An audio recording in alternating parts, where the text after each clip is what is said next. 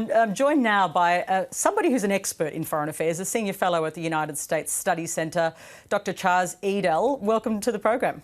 Thanks very much for having me on. All right, so this sounds very, I'm going to be, a bit silly, but a bit fancy, an enhanced NATO agreement, pen to paper. So help me, what is it? So NATO is an alliance between 29 member states, the North American Treaty Alliance. So obviously it doesn't extend out to the Pacific. However, over the past 30 years, NATO has broadened its mission set into the Middle East and broader. And of course, Australia has taken part into NATO-led efforts in both Iraq and Afghanistan. The interesting thing about NATO, though, is it's not stood still since the end of the Cold War, and it's updated what its mission set is, including working on pacifying what was happening in the Balkans in the 90s, going after terrorism efforts in the 2000s. And so now, as NATO begins to look at what it can do to push back against the erosion to the rules-based order, it's looking to shore up its partnerships with member states and those who are not member states like Australia. Okay, so what can we expect from this enhanced relationship? What does it actually mean? So you got a pretty good clue about this because the Secretary General, Jens Stoltenberg, was just in New Zealand. And what he said that he talked about most when he was in New Zealand is the pressure to the rules-based system exerted by Russia and China. Pressure on freedom of navigation in the South China Sea, pressure on cyber intrusions into democratic systems, and pressure by vulnerabilities that are created by acquisitions, particularly by Chinese acquisitions of critical infrastructure. So that's what he talked about in New Zealand. My guess is that's probably what he's talking about when he's in Canberra as well. How strong is Australia's voice at this NATO table? As a middle power, what influence can we have? Exceedingly strong. So at the NATO table, again, Australia is not a member of NATO. It doesn't have a vote within it. However, as someone who is, as a state that has contributed troops and financial assets to this, Australia's voice is taken very seriously. And as NATO begins to shift its mission set not only away from Europe, but looking out into the Indo-Pacific region as well, Australia's voice is likely to grow louder and louder. On America's request for Australia to join a convoy to protect oil tankers from Iran, what decision should the government make, and what decision do you think it's likely to make? I said a little earlier I thought it was likely we would participate, but what would Australia be weighing up right now? So it would be weighing up two different things which are somewhat cross-cutting purposes. So one, does Australia have an interest in protecting sea lanes where commercial assets, where energy is shipped around the world, in preserving freedom of navigation against one state's efforts to close it? The answer there is absolutely yes. But it needs to balance that against its increased interest in not the Middle East, not the Straits of Hormuz, but closer to home. So the question becomes, where is it going to deploy assets? How many of them? So my guess is that you will see an interest and a move to assert and to underscore how important freedom of navigation is when states take actions to close the sea lines of communication. That affects Australia's commercial interests, and it has implications here in the region. But again, the question is how much of Australia's resources will be put in that coalition as against the increasing pressures that are happening here at home. Yeah, there is a tension there, and that's a big issue. Does Australia have the resources and the Navy assets to join the task force? Well, it depends. So the answer is yes.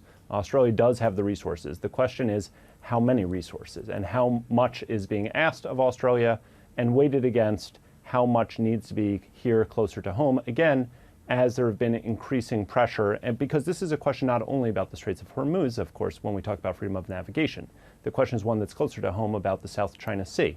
And as China expands its presence closer to Australia, there is no way that either the United States is going to ask nor Australia would agree to put all of its naval resources in the Middle East. During the talks, there was a focus on looking to work in the Indo-Pacific. How does the NATO alliance impact the Pacific nations in terms of what we've been discussing for so long and has really been drawn into sharp focus this week, and that is China's influence in the region? Yeah, so the Indo-Pacific is deemed by the United States at this point to be the primary theater of focus, the primary theater of strategic competition. NATO has its eye first and foremost always on Russia. But of course, you can't just pay attention to Russia and ignore what's happening with China. And that's true for NATO within Europe as well, as the Chinese tend to buy up more state assets, as they buy up more critical infrastructures. They attempt to introduce Huawei and other products into the European markets itself. So what we have seen from Europe is an increasing attention to and focus in the Indo-Pacific region itself. That's likely to increase, and that's true not only of NATO as a collective, but also by individual member states as we see more freedom of navigation operations, more naval presence operations by the French and the British and others here in this region. Let's talk about Hong Kong for a moment, because Yes. Australia has decided to upgrade its travel warning in Hong Kong. What do you make of that decision? Is it just about citizens and, of course, ensuring they're safe, or is it a veiled sort of signal to China as well about the fears of Australia? Well, it's both, because of course there are many Australian citizens in Hong Kong, and the pressure is going up as just yesterday the Chinese Communist Party's representatives in Hong Kong said and issued a warning. This is the second warning that they've issued in the past week, of which they've never issued warnings before, that they will retaliate if things are not taken out of control. Many of us have watched too the online footage that they've put forth about PLA, the Chinese army, storming against protesters. So this is a real and concerning worry, but this is also something that makes sense from Australia's perspectives, because one of the things that's been so interesting is that what happens in Hong Kong does not stay in Hong Kong. And in fact, we've seen protests in favor of those advocating for their own freedoms here in Australia, at the University of Queensland and elsewhere, with violent counter-protests by Chinese students from the PRC, and with the Chinese consulate egging them on and applauding what they've done. That occasioned a very sharp response from DFAT and from Maurice Payne, telling people that we do not, in this country, in Australia, condone violent counteractions against peaceful protests. Former Prime Minister John Howard has warned that political upheaval in Hong Kong could be a glimpse of the future for Chinese society. Now, of course, he's no longer in government, so he can kind of say what he thinks. The government can't really say that. What did you make of what he said? Well, I think he's right. I also think that, we just got past the 30th anniversary of Tiananmen Square, and that's what's at the back of everyone's mind. However, what happened at Tiananmen Square, we are still debating the exact magnitude of just how many people were killed by the Chinese People's Liberation Army in 1989. Reliable estimates are in the 5,000 to 10,000 person range. Of course, this is not 1989, this is 2019. Hong Kong is a globalized city with global capital sitting in it, a very robust press corps, and if something were to happen on that scale, and I think this is what Prime Minister Howard was referring to, you're likely to see massive capital flight from Hong Kong, the special status of Hong Kong revoked. So this is both, I think, an explanation of what's happening and a warning about the implications should the Chinese take severe action against Hong Kong. Of course, Australia says we weren't asked about hosting any weapons in Australia. We weren't asked about this in terms of missiles. What did you make of us saying we didn't ask, and where will they go in the Asia-Pacific region? So actually, I think that the commentary has gotten ahead of itself a little bit because, of course, U.S. Secretary of Defense Mike Esper made the call that now that the United States has withdrawn from the INF Treaty, the Intermediate Range Nuclear Forces Treaty, because that's a bilateral treaty between Russia, previously the Soviet Union, inked with the United States. And the U.S. withdraw from that because Russians were cheating.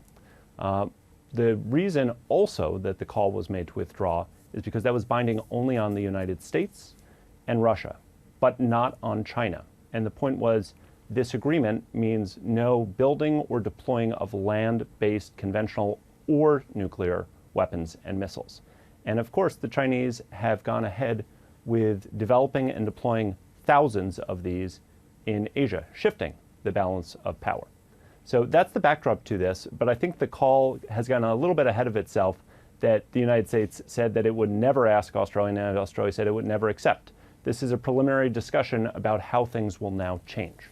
Very briefly, you've previously served on the US Secretary of State's policy planning staff. What message do you think Mike Pompeo will take back to the President after these AUSMIN talks? That he has been to Australia. This is the first time he's been as Secretary of State, that the alliance is strong, a warm reception, and that they've got progress to make. And by they, I mean both the United States and Australia, because of course, the status quo of the alliance is not conducive to changed circumstances. And before Scott Morrison's visit in September, I think all the legwork being done between Canberra and Washington will have to focus around what needs to change on both sides of the equation in a newly contested era. Thank you so much for your sharp insights this afternoon. Thanks for having me on.